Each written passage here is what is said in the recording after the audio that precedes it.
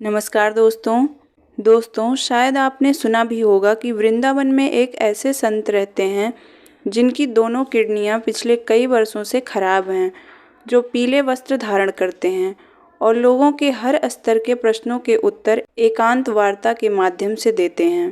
तो आज की इस वीडियो में हम आपको उन्हीं बाबा की संपूर्ण जीवन यात्रा से अवगत कराएंगे, जिनका नाम है श्री प्रेमानंद जी महाराज। इसके लिए आप हमारे वीडियो में बने रहें लास्ट तक। तो चलिए जानते हैं प्रेमानंद जी महाराज कौन हैं। प्रेमानंद जी महाराज जी का जन्म एक बेहद गरीब ब्राह्मण परिवार में कानपुर उत्तर प्रदेश में हुआ था। महाराज जी के बचपन का नाम अनिरुद्ध कुमार पांडे था। उनके पिताजी का नाम श्री शंभू पांडे एवं माता जी का नाम श्रीमती रामा देवी था। प्रेमानंद जी महाराज जी के घर में हमेशा से आध्यात्मिक माहौल रहा। उनके घर में हमेशा संतों व महात्माओं का आगमन होता था, जिनके मुख से संकीर्तन व सत्संग सुनते सुनते बाबा के हृदय में बचपन में ही आध्यात्म का बीज अंकुरित हो गया था। कक्षा 5वीं तक आते आते पीले बाबा को सभी प्रकार के चालीसा कंठस्थ हो गए थे। वे नित्य प्रति मंदिर जाते और कम से कम 10 से 15 प्रकार के चालीसाओं का पाठ करते और तिलक लगाकर स्कूल पढ़ने जाते। बचपन में सत्संग श्रवण करने के दौरान प्रेमानंद जी महाराज अक्सर मन में सोचते कि ये घर के सभी सदस्य एक न एक दिन मर जाएंगे, तो फिर मेरा इस दुनिया में कौन है? मैं किसके पास रहूँगा? मुझे किसका सहारा रहेगा? ऐसे सवाल महाराज जी के दिमाग में बार बार घूमते रहते थे। चूँकि महाराज जी के दादाजी भी संत हुए, फिर उनके पिताजी भी संत हुए और स्वयं महाराज जी भी संत रूप धारण करके समाज को जगाने का कार्य कर रहे हैं। शायद अपने पूर्वजों के ही आशीर्वाद से बाबा जी के मन में यह प्रेरणा हुई कि मेरे तो सिर्फ भगवान हैं, इनके अलावा और कोई नहीं। इसलिए घर परिवार छोड़कर भगवान के पास जाना ही उन्हें एकमात्र उपाय समझ में आया। जब महाराज जी कक्षा 9वीं में पास हुए, तब तक उनका मन पूर्ण रूप से यह निश्चय कर चुका था कि उनका इस संसार में सिवाय ईश्वर के और कोई नहीं है। इसलिए उन्होंने घर छोड़ने का पूरी तरह से मन बना लिया। प्रेमानंद जी महाराज अपनी माता से अधिक स्नेह करते थे, इसलिए उन्होंने अपने मन की यह बात सबसे पहले अपनी माँ को बताई। उन्होंने अपनी माँ से कहा, अम्मा, हमारा मन कहता है कि घर से भागकर भगवान की प्राप्ति करें। महाराज जी की माँ बोली, भागकर थोड़ी ही भगवान मिलते हैं, भगवान को प्राप्त करना है तो बैठकर भजन करो। महाराज जी बोले कि नहीं, हमारा मन है कि बाबा जी बन जाएं। ये बात सिर्फ आपको बता रहे हैं। लेकिन माँ को लगा कि अभी छोटा है, किसी संत का सत्संग सुन लिया होगा तो मन में ऐसा विचार आया होगा, इसलिए ऐसी बात कर रहा है। ऐसा सोचकर वह अपने घर के कामों में व्यस्त हो गईं। प्रेमानंद जी महाराज बताते हैं कि अगले दिन सुबह 3 बजे मेरे मन में ऐसी व्याकुलता उठी कि अब बस भगवान के चरणों में ही प्राण न्यौछावर करना है। और मात्र 13 वर्ष की उम्र में प्रेमानंद जी महाराज ने घर छोड़ दिया और निकल गए अनंत यात्रा पर। प्रेमानंद महाराज जी ने जब संन्यास में प्रवेश किया, तब शुरुआत में उनकी तपोस्थली वाराणसी थी। वाराणसी में महाराज जी का नित्य प्रति का नियम था गंगा जी में स्नान कर तुलसी घाट पर एक विशाल पीपल के वृक्ष के नीचे आसन लगाकर कुछ देर तक बैठकर गंगा जी और भगवान महादेव का ध्यान करना।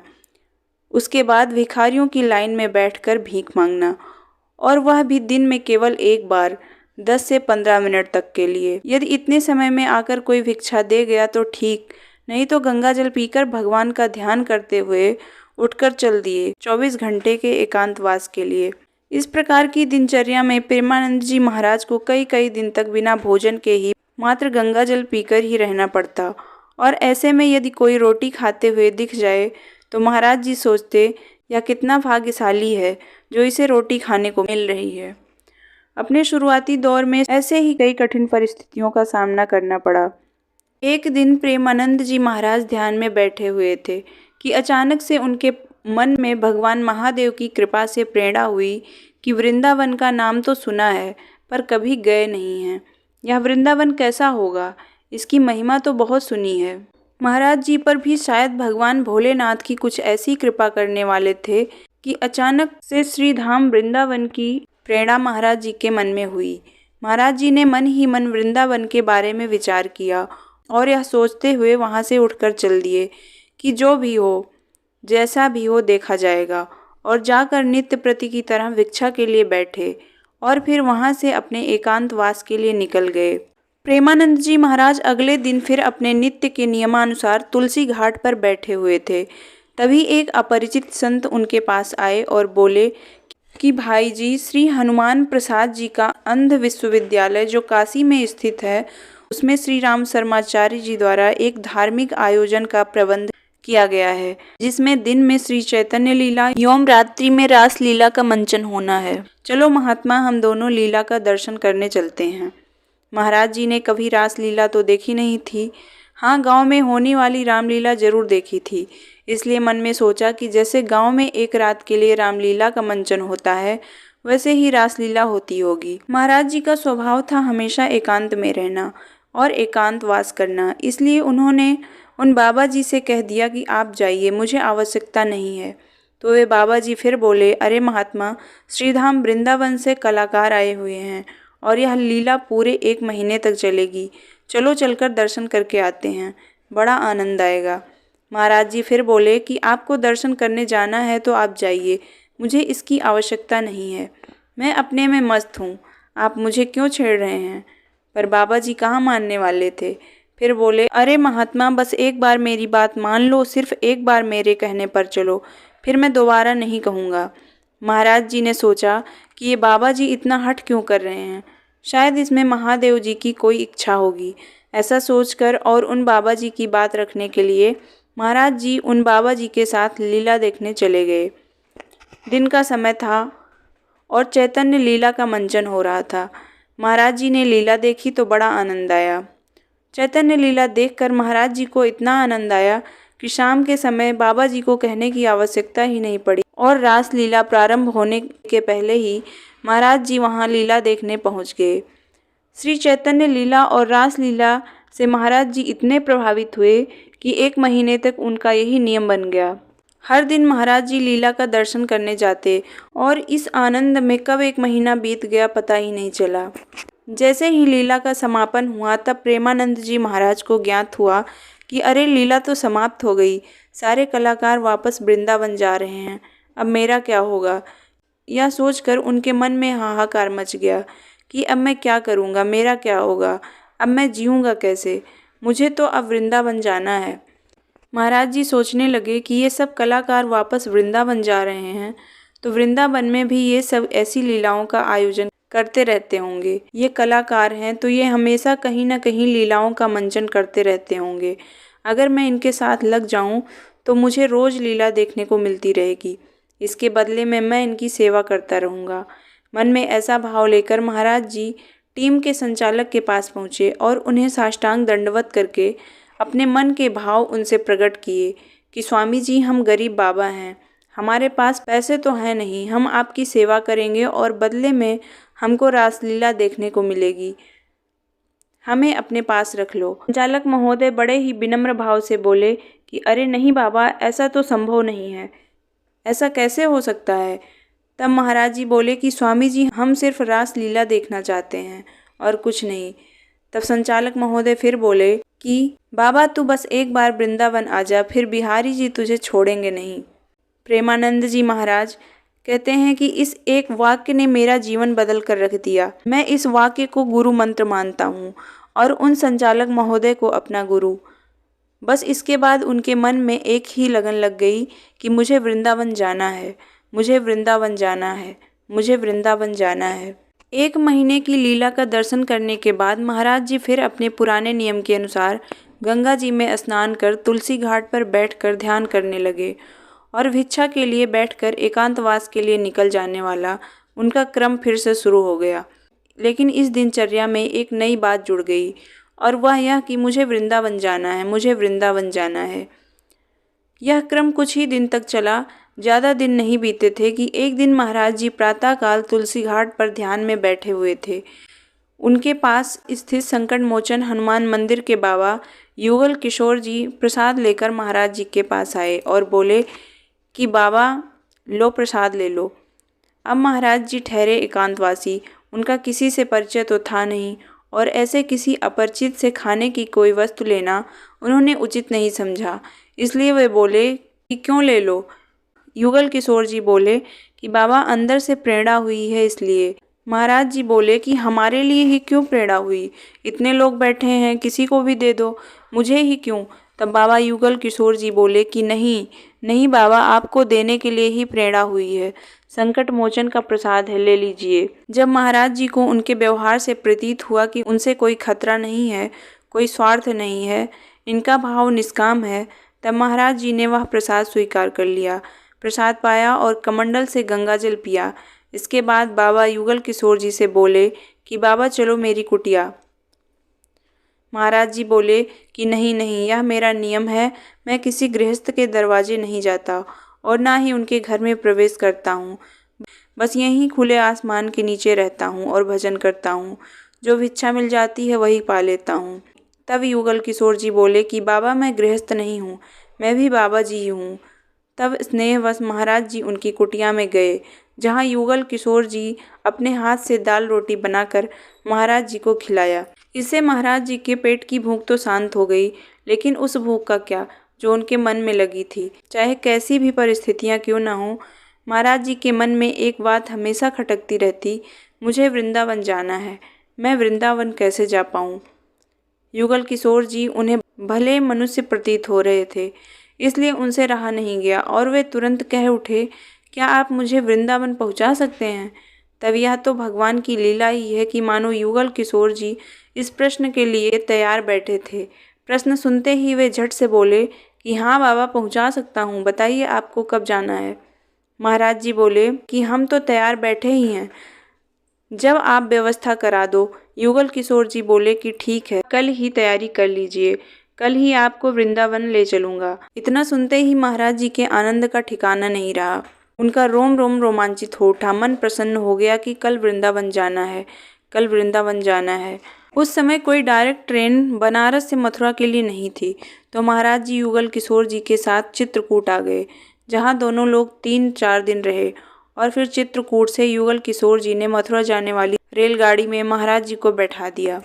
रेलगाड़ी में मथुरा की यात्रा के दौरान 2 लोगों से महाराज जी का परिचय हुआ, जो महाराज जी के विचारों से बहुत प्रभावित हुए और उन्हें कुछ रुपए देने लगे। क्योंकि महाराज जी के पास 1 रुपया भी नहीं था, पर फिर भी उन्होंने रुपए लेने से इनकार कर दिया। तब वे दोनों लोग महाराज जी से बोले कि हम भी मथुरा जा रहे हैं, आप हमारे साथ चलो, हम जहाँ ठहरे हैं आज रात वहीं ठहर जाना और रात्रि विश्राम करके कल सुबह वृंदावन निकल जाना। महाराज जी ठहरे स्वभाव के सरल, दुनियादारी से मतलब ना रखने वाले, तो वे तुरंत मान गए कि ठीक है भैया, आज तुम्हारे साथ रुक जाता हूँ, कल मुझे वृंदावन पहुँचा देना। मथुरा में राधे श्याम गेस्ट हाउस के बाहर महाराज जी को बैठाकर वे लोग बोले कि हम अंदर जा रहे हैं, थोड़ी देर में आपको बुला लेंगे, आप यहीं बाहर बैठकर प्रतीक्षा करो। रात का समय था और ठंडी का मौसम था। महाराज जी गेस्ट हाउस के बाहर बैठकर अपने बुलावे के इंतजार करने लगे, पर बहुत समय बीत गया, कोई बुलावा नहीं आया। महाराज जी को इस अमानवीय व्यवहार का कोई ख्याल ही नहीं था, क्योंकि उनके मन में बस इस बात की प्रसन्नता थी कि मैं वृंदावन आ गया हूँ।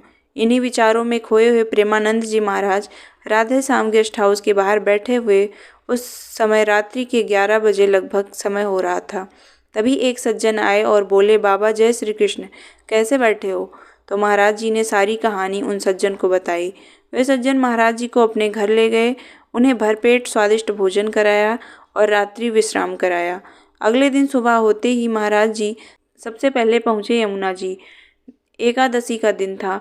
यमुना जी में स्नान करके सीधे पहुँच गए भगवान श्री द्वारिकाधीश के दर्शन करने। दर्शन करके उन्हें ऐसे प्रतीत हुआ मानो अब तक के जीवन का सार मिल गया हो। मन में ऐसे भाव उठने लगे कि अब तक जीवन व्यर्थ चला गया था, पूरा जीवन भाग दौड़ में व्यतीत हो गया, आखिरी मंजिल तो यही है। उन्हें इस बात का जरा भी ख्याल नहीं कि वे कहाँ खड़े हैं, क्या कर रहे हैं, उन्हें कौन कौन देख रहा है, बस रोए जा रहे हैं। प्रेमानंद जी महाराज का ये स्वरूप देखकर मंदिर में आए अन्य दर्शनार्थी आश्चर्यचकित हो गए। यह दृश्य देखकर ऐसा लग रहा था मानो आज भगवान स्वयं अपने भक्त को दुलारने को प्रकट हो गए हों। पूरा मंदिर प्रांगण वात्सल्य से भर गया। एक अलग ही वातावरण मंदिर में बन गया। लोग आपस में चर्चा करने लगे कि अरे इन बाबा जी को देखो, कैसे भगवान की याद में रो रहे हैं और देखते ही देखते कुछ ही क्षण में महाराज जी के चारों तरफ भीड़ इकट्ठा हो गई। कोई उन्हें फूल माला पहनाता रहा, कोई उनके चरणों में गिरता रहा, कोई मिठाई के डिब्बे उनके समक्ष रखता रहा, तो कोई रुपए चढ़ाकर उनसे आशीर्वाद मांग रहा था। जब इन सब गतिविधियों की ओर महाराज जी का ध्यान गया, तब उन्होंने अंदर से अपने आप को संभाला। तभी एक दर्शनार्थी बोला कि बाबा, मैं आपकी सेवा करना चाहता हूँ, आप आदेश करें। महाराज जी के मन में तो बस एक ही इच्छा थी कि मुझे वृंदावन जाना है, तो उन्होंने अपने आप को संभालते हुए कहा, मुझे वृंदावन पहुँचा दो। वह भक्त बोला कि वृंदावन में कहाँ जाना है? महाराज जी तो वृंदावन आज पहली बार जा रहे थे, उन्हें तो कुछ पता नहीं कहाँ जाना है, किसके पास जाना है, कहाँ रुकना है, क्या करना है। बस उन्होंने किसी सत्संग में किसी संत से सुन रखा था कि वृंदावन में एक स्थान है जिनका नाम है रमण रेती। तो अनायास ही उनके मुख से निकला कि वृंदावन में मुझे रमण रेती जाना है। उस भक्त ने साधन की व्यवस्था करके महाराज जी को मथुरा से विदा किया। उस गाड़ी वाले ने महाराज जी को रमण रेती तिराहा में उतार दिया।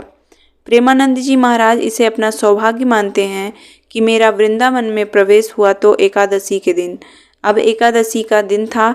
रमण रेती में बहुत से भक्त परिक्रमा कर रहे थे, लेकिन प्रेमानंद जी महाराज जी के लिए तो सब कुछ नया था। रमण रेती में कुछ देर घूमने के बाद महाराज जी की भेंट होती है संत श्री श्याम सखा जी से। उनसे महाराज जी ने निवेदन किया कि मैं बनारस से आया हूँ, बिहारी के दर्शन करना चाहता हूँ। यदि 3-4 दिन रहने की व्यवस्था हो जाती तो बड़ी कृपा होगी।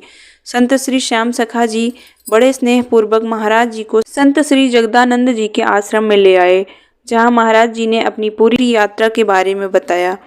श्री जगदानंद जी बड़े प्रेमी स्वभाव के एवं संतोषी महापुरुष थे, जिनके आश्रम में आज भी प्रतिदिन 50,000 महात्मा भोजन प्रसादी पाते हैं और आश्रय पाते हैं। तो संत श्री जगदानंद जी के आश्रम में महाराज जी को आश्रय मिला।